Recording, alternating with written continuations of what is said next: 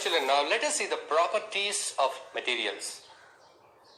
So why do we need to know the property of a material? Right? So you need some object for a specific purpose. So you are making one object, one item to do a specific task. You should see that the item, it should have some certain properties to do the job. For example, you wanted to hit a nail into the wall. You wanted to push a nail into the wall. To push the nail, what kind of thing you need? You need something which is hard, right? You need a hammer because it is heavy enough and it is having the weight so by that you can hit the nail into the wall. So you are looking for a property in the hammer that is heaviness, hard and heavy, so by that you can push the nail into the wall. So you wanted to hold some water. You wanted to hold some water, so you need a container. So are you going to make the container with a paper container? You hold some water, will it stay there? No. Are you going to make a bag container made out of cotton cloth, some container to hold the water? Is it possible? No.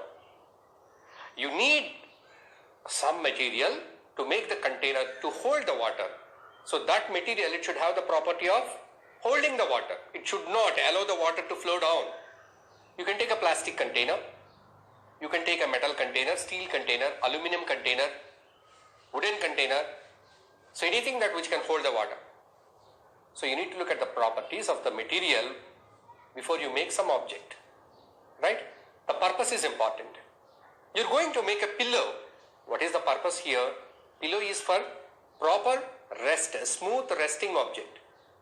It is a resting object to put back at the back of your head, a pillow. So what is the property there you look for? It should be soft. So which material do you choose? If you choose iron, so you choose iron to make the pillow. It doesn't serve the purpose. You feel so hot to keep the iron pillow below your head, right? So what material you need? You look for a smooth and soft material. You can take cotton. So the cotton wool is filled in the cotton cloth and a pillow is made, it's very soft. So purpose is important. So for the purpose to achieve a specific task, to conduct a specific job, the object should be made with an appropriate material, right? Okay. So we wanted to cook something there on the stove. You need a utensil to cook the food. Can you use a cloth utensil? No. Can you use a paper utensil? No. Can you use a wooden utensil? Wooden is hard enough to hold the kind of things in that. A wooden container, a wooden utensil can hold the things, but you can't cook because the wood catches the fire. So you need a container, you need a utensil which does not catch fire, which allows you to cook the vegetables or whatever you wanted to cook in that. So that container should be made out of some kind of metal. So that is good, right? So in that way, to best make use of the things and materials, we need to know the properties of the materials. Once we know the property of a material, we can make best use of that material to make different objects, right? The people, the scientists, they study the property of materials. So on basing the property of the material, they will suggest this material is good to make this. This material is good to make this. Copper is a good conductor, so use the copper to make wires. Copper is a good conductor, so to make the utensils bottom with copper, so by that they can catch the heat quickly. Plastic is a good insulator, so use the plastic insulation to the wires. Likewise, by studying the properties of a material, it can be best used to make various objects. Now, let's see how to study the properties. How can we study the properties? Right? We use our common sense with the basic senses what we have. You take some material, you feel with your hand how its texture. You press it and see whether it is hard or soft. You see, observe that, how it looks, whether it is rough or whether it is soft, whether it is shiny, having any shining glitter. By this physical observation or examination, you can note down certain properties of the material. Of course, you can study the complete properties by certain physical and chemical experiments. By that you can know what are the complete properties of the material, but just by physical examination, just by observing it, you can notice so many things. The first one is appearance, how it looks.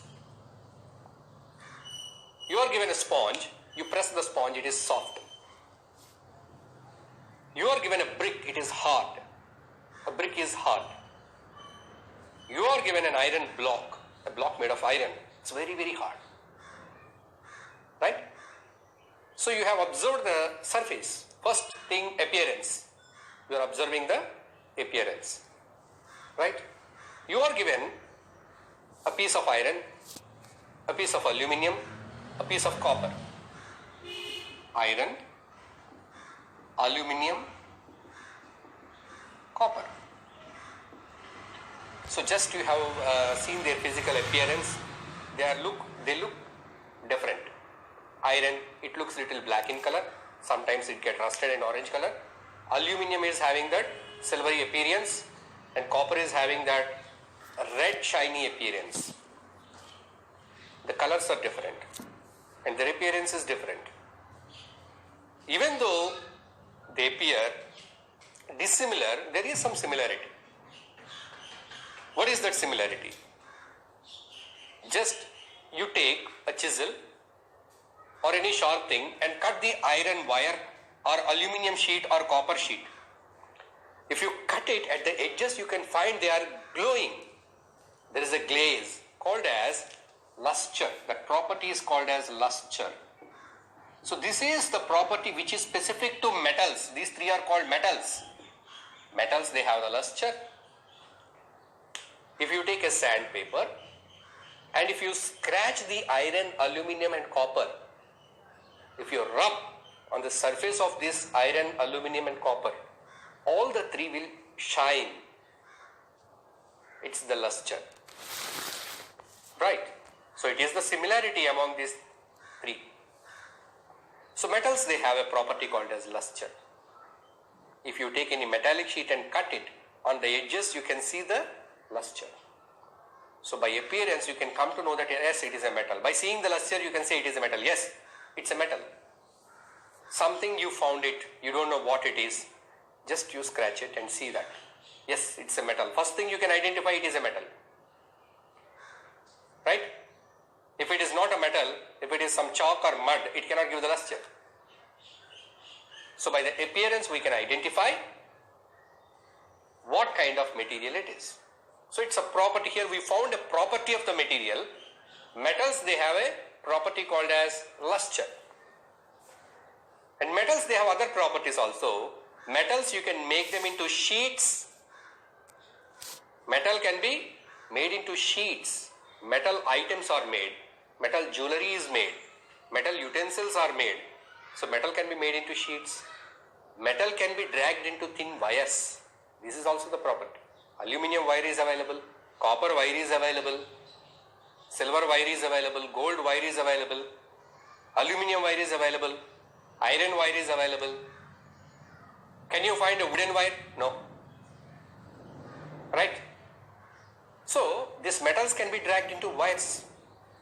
They can be made into sheets which can be bent and molded to different shapes. So these are the properties of this particular materials, metals. The second part, hardness or softness, also allows us to know more about the material. You take I already told you that if you are given a sponge, you press it, it's very soft. Right? Take a chalk, press it. Of course it is hard, but it is not very hard. You can press hardly to make it into powder, a chalk piece. So you can consider it as soft, not very hard.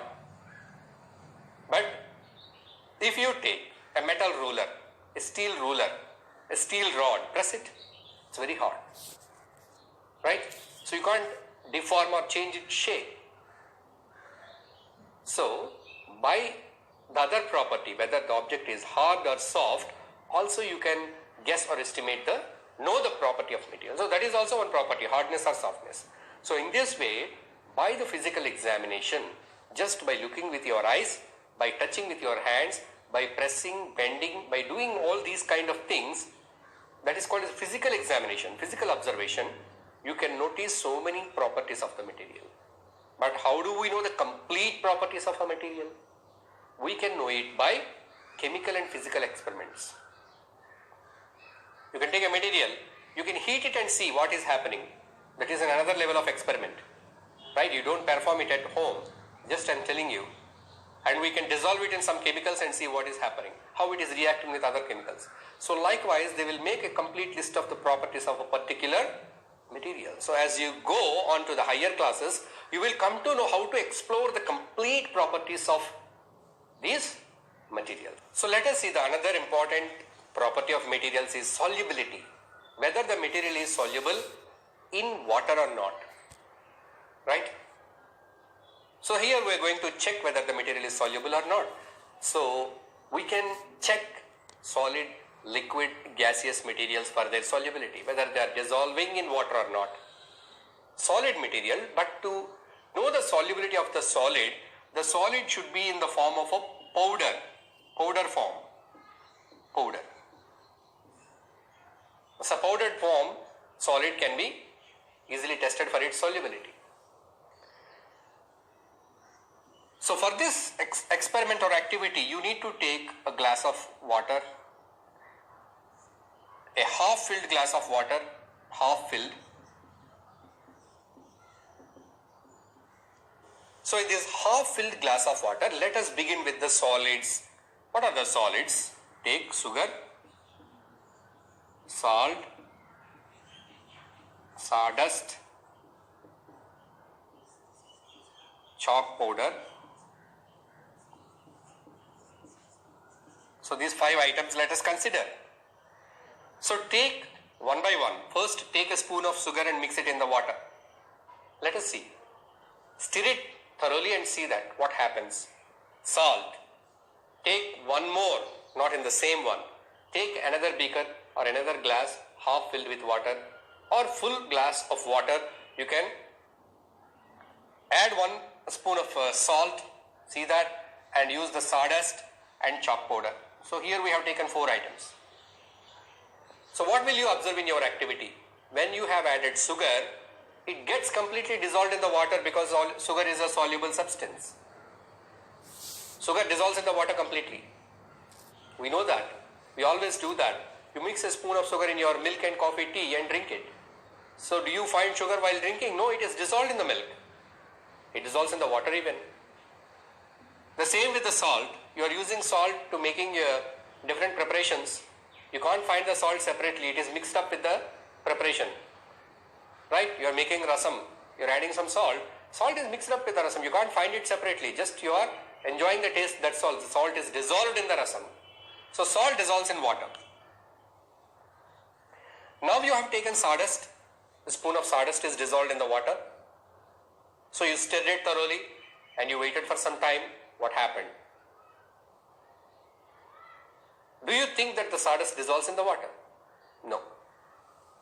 So the sawdust is insoluble. It does not dissolve in the water. Right? So now we are noticing the property of the material. Sugar, its property, soluble. Sugar, it is soluble in water. Sawdust, insoluble in water.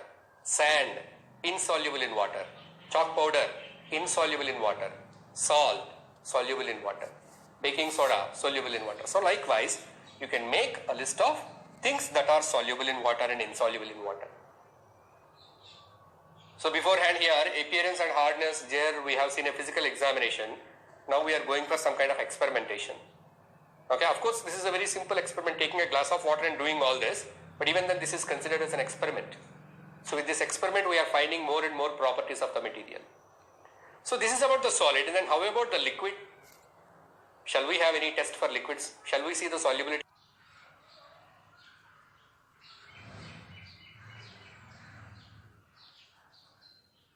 Right, children, now let us see the properties of materials. So why do we need to know the property of a material? Right? So you need some object for a specific purpose. So you are making one object. on item to do a specific task, you should see that the item, it should have some certain properties to do the job. For example, you wanted to hit a nail into the wall. You wanted to push a nail